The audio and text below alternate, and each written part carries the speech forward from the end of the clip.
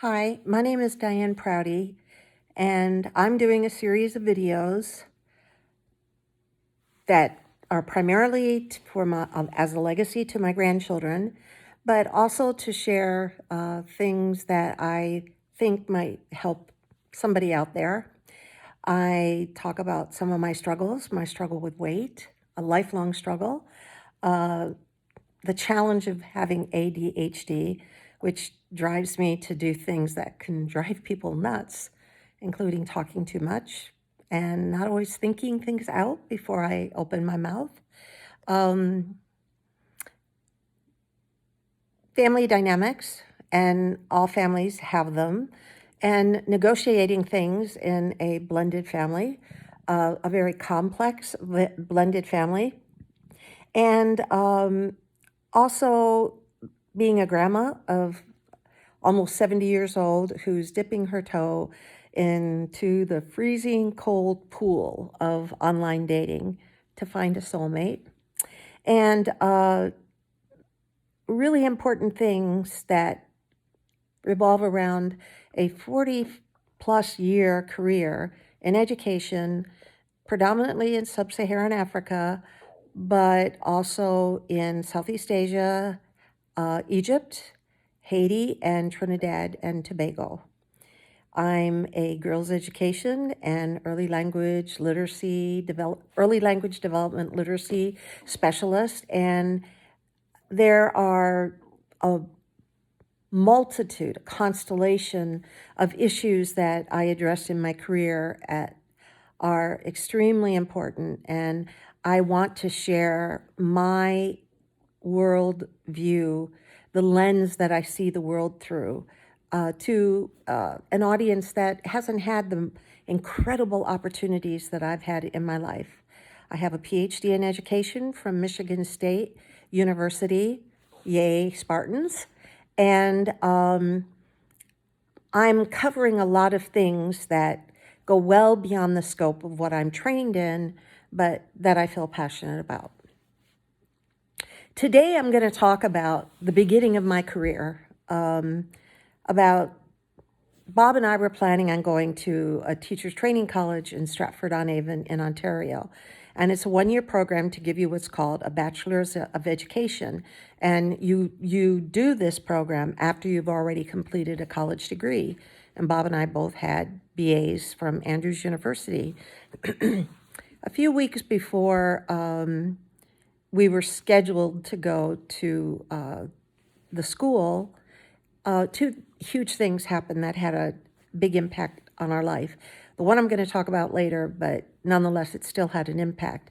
The first was that about 4 weeks before our wedding, we discovered that my father had stage 4 colon cancer, and the prognosis was not good.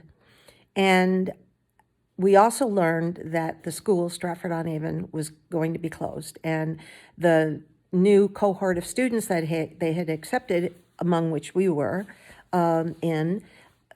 they were left without an opportunity to go to school. And here we were getting married, and we had planned on doing that, but now we were out of jobs, or out of the program. So Bob talked to several people. He worked in the headquarters.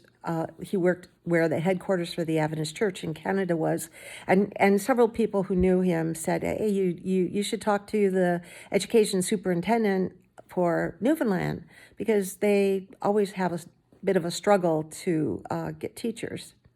I'm not going to say that they jumped at the chance to get us. Having said that, I suspect that they weren't disappointed, because it was hard at that time to recruit teachers there, especially if they were going to rural communities. Initially, I thought we were going to St. John's, and I was not too upset about that. But shortly before we got married and had to leave, we learned that we were going to Lethbridge, which was a little community, as I recall, on the tip of Goose Bay, which was the tip of Bonavista Bay. And it was much more rural, and Amenities were not that prevalent. The nearest store was quite a distance away. Healthcare was challenging. And electricity had only come through the community just a couple of years before we went there. And frankly, it was probably very similar to the Appalachia in the United States. Most of the parents of our students were poorly educated, wonderful people, but nonetheless, it was a real challenge to go there. At least for me, it was. And I recall that I gave Bob a bit of pushback about it, but it was a job, and we needed jobs. So it was with a heavy heart that I left to go to Newfoundland, because it was not clear whether or not my father was going to be okay. Our honeymoon was spent, we spent a week at my parents' cottage, which was about 45 miles from Toledo, and my dad had his surgery at St. Vincent's Hospital there. He actually had to go into the hospital on the day of my wedding. He was supposed to go before the wedding, and he told the doctors he'd rather die than miss the wedding. I was the first daughter to get married, and he really wanted that son-in-law in the family to kind of counterbalance all the estrogen of a wife and 3 daughters. And at least one of them was a drama queen, and we can't imagine who that one was. And we spent every day at the hospital with my dad. It was tough to leave, and it was just a precursor for another time when I'd have to say goodbye to my father, not knowing what the outcome would be. They had removed 7 inches of his bowel, and it left him extremely weak and really challenged. And saying goodbye was hard. But we headed off to Newfoundland. We went to spend a couple of days with his parents and family in Oshawa. And he claims we spent a day at Niagara Falls. I have no recollection of that day. I kept teasing him. It must have been with another wife, but nonetheless, we did spend an interesting time when we got to North Sydney in Nova Scotia, because the trains had across Canada had gone on strike, and the ferries that take you to Newfoundland were part of the trains. And when we debated whether or not we should stop in New Brunswick or whatever and wait out the strike, but we eventually decided that we would go all the way to North Sydney and sit there. My father had given us a little orange utility trailer, and it was partly full of paper. My father-in-law was a stripper at a printing plant, and at the ends of the roll, they had to cut them before they ran out totally. And there were rows and rows and rows of wonderful 4 to 5 foot in length paper of a multitude of colors, which really became an incredible resource to both Bob and I in our teaching. So when we got to North Sydney, we were probably about a half mile from where you would pay and go sort of the main building to get onto the ferries. We were the median along the road. We pitched our tent there and slept. I got a honeymoon cystitis, and that bathroom being so far away was not pleasant. We would go down and spend much of the day playing with a Frisbee in the parking lot. But we actually weren't that far from where we would be able to get on the boat, and probably would have been in the first, if not the second ferry. But every day we kept taking more and more out of the car, and we weren't putting it back. And we would listen on the news and the chatter among all the people waiting, what was happening, were they gonna settle the strike? And there were always rumors that went. And I can remember one night we went to bed, and they had been saying that they were going to settle, that They were really close, and we had heard this before, so, we didn't believe it. And it was about 2 in the morning when you can't imagine what it's like to hear, what does knocking on a tent sound like? But we kind of heard somebody knocking on the tent, and it was a Mountie telling us that our car and trailer were in the way. Cars were streaming past us to get on the ferry, and it was blocking the traffic and get out of the way, basically. So we quickly tore the tent down and carried things threw it into the trailer and the car, and got in line to get on the ferry. But by that time, we were way back in the line, and even though we were in that location, the parking lot had filled up with cars as they got them ready to go on the ferry, and we were probably in the third, even maybe the fourth ferry that left to take us to Newfoundland. It was an interesting ride on the ferry, and it was it was a nice time, actually. And we didn't play Frisbee, but Bob played lots of jokes on me and little pranks, which kept things interesting. But we arrived in Corner Brook and then had our drive across Newfoundland, which is actually a beautiful province. And I will never forget when we arrived in Lethbridge. And it was pretty early in the morning. And the first thing I noticed as we pulled up, the house was high on the bluff.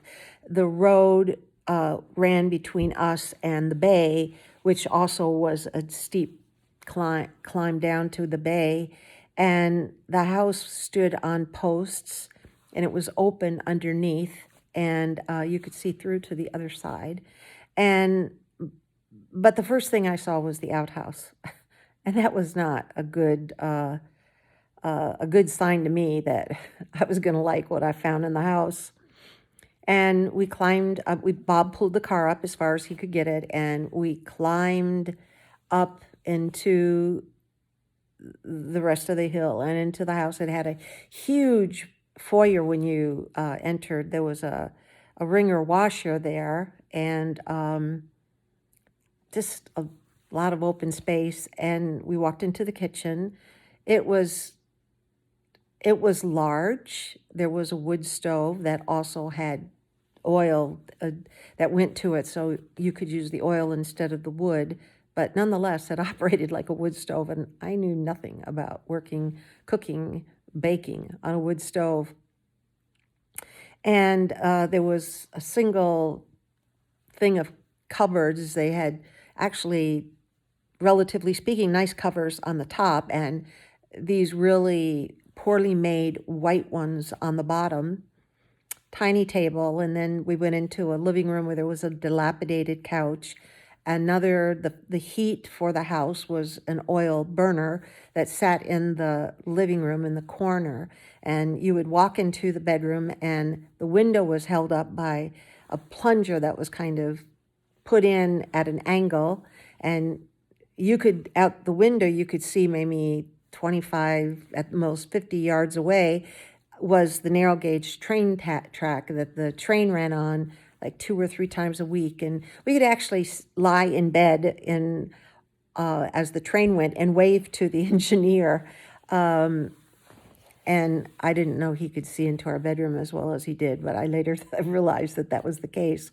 And in the corner next to the bed was a square, maybe 6 by 6 on the floor, and we later realized that was where a toilet had sat that just emptied under the house.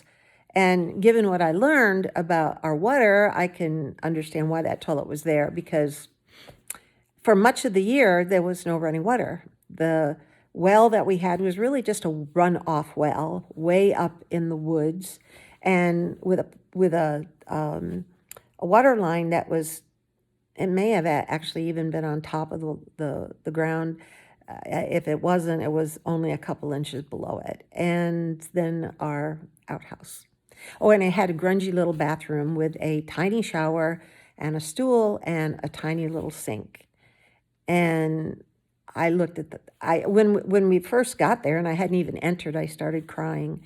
And Bob said to me, "Don't cry, the neighbors will see." Well, frankly, at that moment, I didn't care what the neighbors saw. What I saw was deeply disturbing to me. And there was also a shed where we could keep wood. I had forgotten that. That was not too far from behind the back of the house, and then a clothesline that ran from that shed towards the narrow gauge railroad track.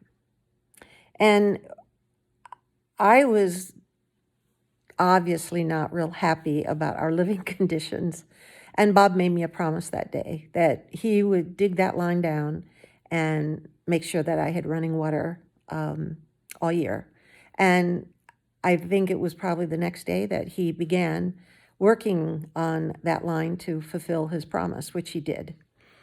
So we began our career there.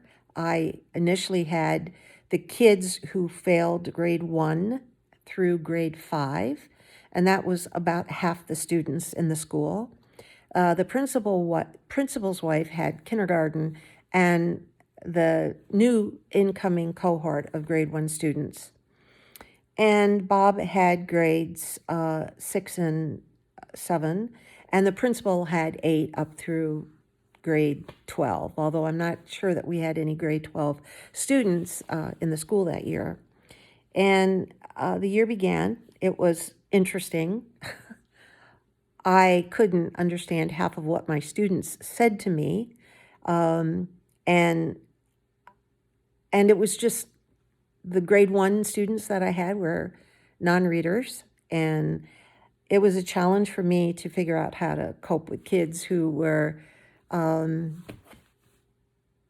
really struggling to do anything. And I had a student who was even in grade 3 who really couldn't read. And it probably was the best preparation I ever had for working in Africa, because I quickly learned that you put the kids who are successful and working with the ones who are struggling and partner them and put them in pairs and use the older kids to help with the younger kids. But it took a while to figure some of that stuff out. And after a few weeks, it was clear that I was overwhelmed with the class load, and I had over 30 students in that class. And eventually Bob took the 4 grade 5 students and included them in his grade. And, teaching was rewarding. I loved my students. And I think very quickly they warmed up to me. I loved reading to them. I probably spent more time reading them stories than I should have, but they were so responsive to being read to. And I read them Charlotte's Web. We went through Anne of Green Gables, several of the books. I don't recall all the books that I would read, but there were days when, at least for 45 minutes, once in the morning, not combined, 45 minutes reading to them as they laid their heads on the desk, or made me draw pictures about the story that I was reading to them. And later, when I did get a degree, a master's in language and reading, I learned that was probably one of the best things I could have done to help them develop their vocabularies. But it was a challenge, and it was an opportunity for me as a person to try to better understand living in a place where I really was the outsider. And shortly, maybe a month or so, it was over Canada Thanksgiving, we had to go to St. John's to get our driver's license. And I hated that wringer washer. It didn't really work that well, but it was better than doing the wash by hand. It was the only thing I had. And I can recall that the day before we went, I had washed all our clothes and hung them on the clothesline. The night before, they hadn't dried, so when we went off to go with one of the other teachers to St. John's my clothes were left on the line. And it took us quite a while to go there and come back. And when we got back to Lethbridge late in the afternoon, everything was gone. My whole line of sheets and towels and clothing, nothing was left. Now, I might add that in Newfoundland, they have open grazing, and it was not uncommon for us in the morning to be awakened by a horse that was rubbing its rear end on our window. And they just went from place to place where there was good grass. And it was an unending source of amusement to one of my students, Bonnie Holloway, although she pronounced her name Bonnie Holloway. And she would come running into the classroom in the morning if they had passed the horses on the way to the bus and say, Miss, I saw the horses in the field. And I would say, how do we say that word, Bonnie? And I'm going to talk about that in another video, but I really gave Bonnie a hard time over dropping her H's and adding them. See, I just did it. Adding them somewhere else. Anyway, when we arrived and our clothes and all our belongings were gone, I was really upset. And I started going on about these folks here and they've stolen our stuff. And I was ranting at Bob. And, you know, what was he going to say? They were gone. And we were in the house and I was storming about making us our supper with this horrible wood stove. And the girl from across the way, they lived across the road and down that steep hill in a tiny house that was nestled right next to the bay. She came up and she knocked on the door and came in and let us know that while we were in St. John's, the horses had come and knocked down our clothesline, and all of our clothes and sheets and towels had gotten stamped in the mud, and her mother had them come up and get all of our laundry, and she had rewashed it and was ironing it so it would be dry. I was appalled at my behavior, and I was so humbled by what Mrs. Ellis was doing for us. That was a lot of work. And shortly after that, Yvonne and her Patsy and her youngest sister, it was actually Patsy who came. Yvonne came with her, helping to carry the clothes up, all the laundry, up to our house. And I was just so embarrassed and so ashamed of myself that I had felt that way and thought that about a community of people who really were nothing but extraordinarily kind people. There were many things that happened that first year that we lived in Newfoundland. It was a tough life. We saw medical care was limited, and there were just a lot of horrible things that went on. One of my students, Bonnie's older brother, who was in grade 4, his name was Bruce. I'd had an abscess tooth before I got married, and it was horribly painful. And one day Bruce, it was a Monday, and he was just not himself. He was a chipper little guy, cute as the dickens, blonde hair, and he really was lethargic. And I went over and kind of talked to him and checked him out and realized that he was running a fever. And then I discovered that he had an abscess tooth, and he desperately needed to see the dentist, and the dentist was located in Clarenville, which was quite a drive away. And Bruce's dad was in the winter, he worked as a lumberjack, and they would be away from home during the week and come home on the weekends. And I knew that Bruce desperately needed to see the dentist. He needed antibiotics, and he may even have needed to have that tooth pulled. And his older sister lived with, or was in Bob's classroom, and I went and said to him, and I said, look, I need to send Bruce home.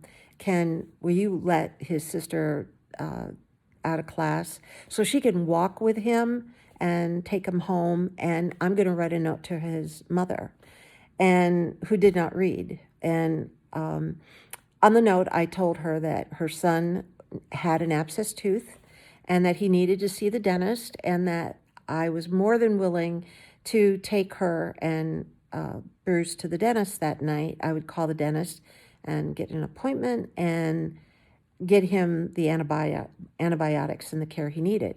So Bob agreed, and she walked him home. And when she came back, she handed me a note that she clearly had written, that her mother had dictated. And it said, thank you very much, but we'll wait until his father comes home on the weekend. And she had sent Bruce back, who clearly was in a lot of pain. I gave him baby aspirin and I had some Ambisol, and I had him use that to try to ease the pain. But I basically told him, just lay your head on the desk and listen. And if you feel like doing the work, you can, but you don't have to. And that poor child waited until his dad came home on Saturday to see the dentist. The Newfoundlanders are a very proud people and proud of their heritage. And I felt really bad that she wouldn't let me help them, because I knew the discomfort that he was going through. And it was, the whole issue of dental care was a challenge. There were students who were in grade 7 and 8 who had lost all their teeth and had dentures.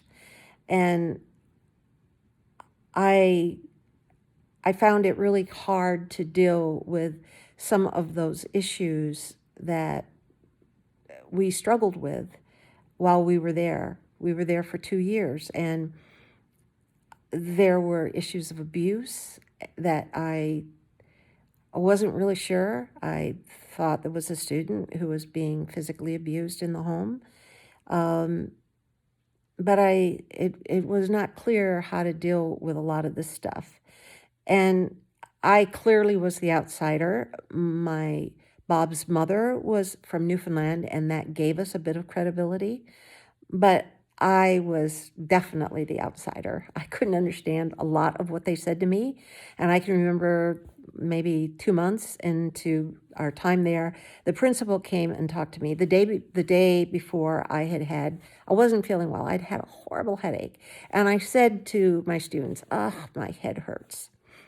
And the next morning, the principal came to me and said, so the parents are all saying that you're going to be leaving your job and before the school year ends. And I said, no. And I said, why? He said, well, they say you're pregnant. And I said, I'm not pregnant.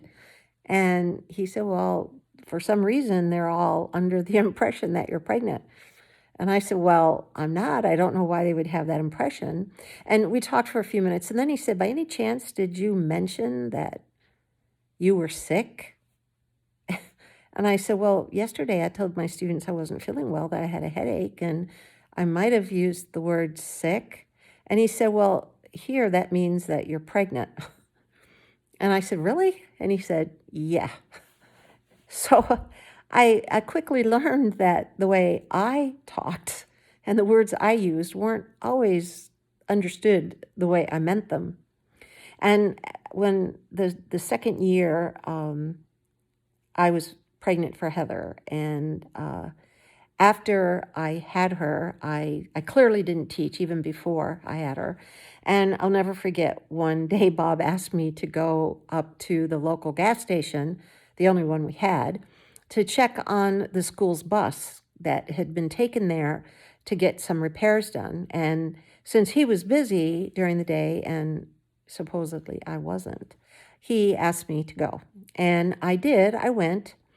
And when I got up there, there were a group of 4 men talking together, and I got out of the car to ask the mechanic about the car, who was one of them, standing there, and they got into a conversation with me.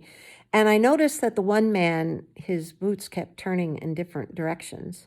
At one point, they might face front, or one might turn totally facing back and the other face front, or they might go to the side. And I was trying not to stare at his feet, but there was no question that, well, he'd lost his feet.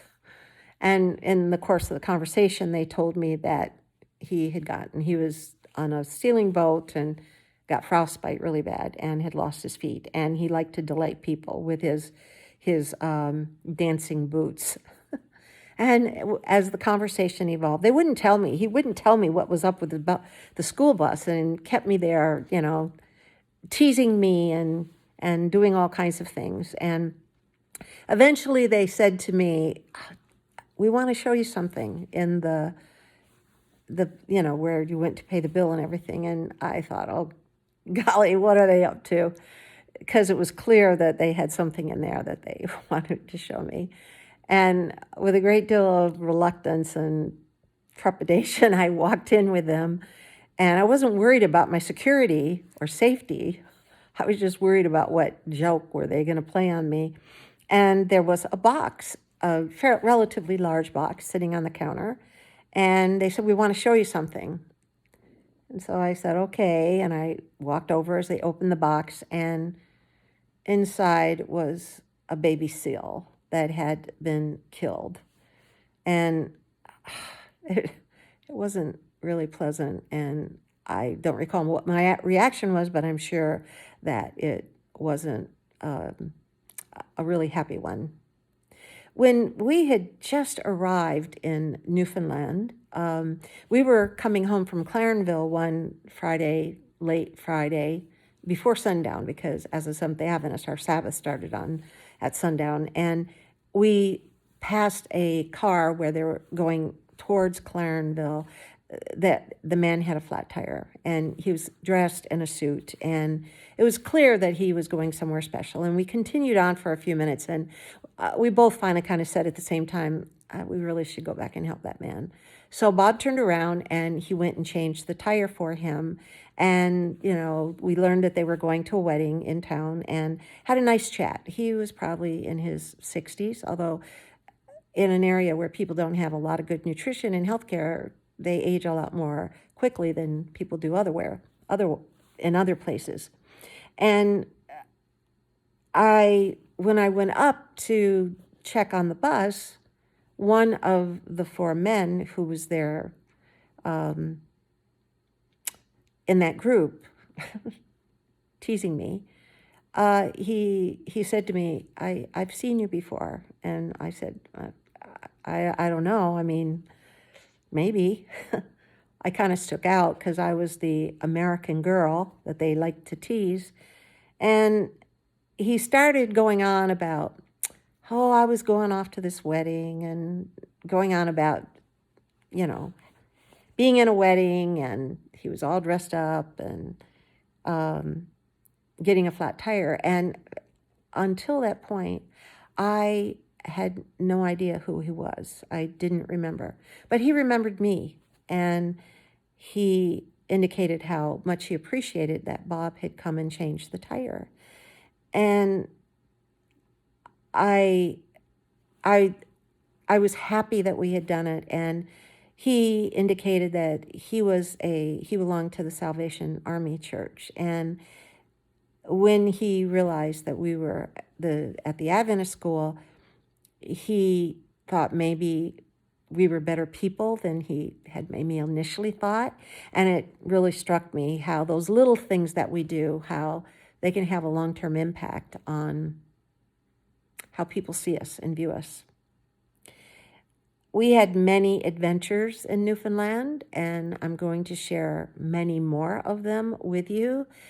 But it was an incredibly important period of my life that was definitely a preparation for us in our time in living and working in Africa. And Bob kept his promise to me. He dug that line down. I think he took it down about 6 feet. Many of that distance in rock that he would be picking every day.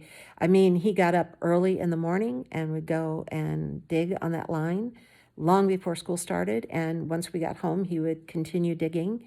Some of the boys came and that he taught at the school came and helped him. He finished the line shortly before the frost came and the first snow. And although we did lose our water periodically during the winter, when it was at its coldest, we would have to leave a faucet dripping, all the faucets dripping. And he also built me a brand new bathroom, took some of that entryway and put in a bathroom with a beautiful tub, a new stool, and a nice vanity. Although there's a story that I can share about that one, which is one of the most embarrassing moments of my life. But that's for another day. But I won't forget when we were there and spring was coming and everything was, thawed and thawing, and it was clear that things were warming up. He came down one day and he said, I think we need to boil the water for a while. And I said, why? And he goes, yeah, we just probably should boil the water for a while. And I said, Bob, what did you discover about that well that we have?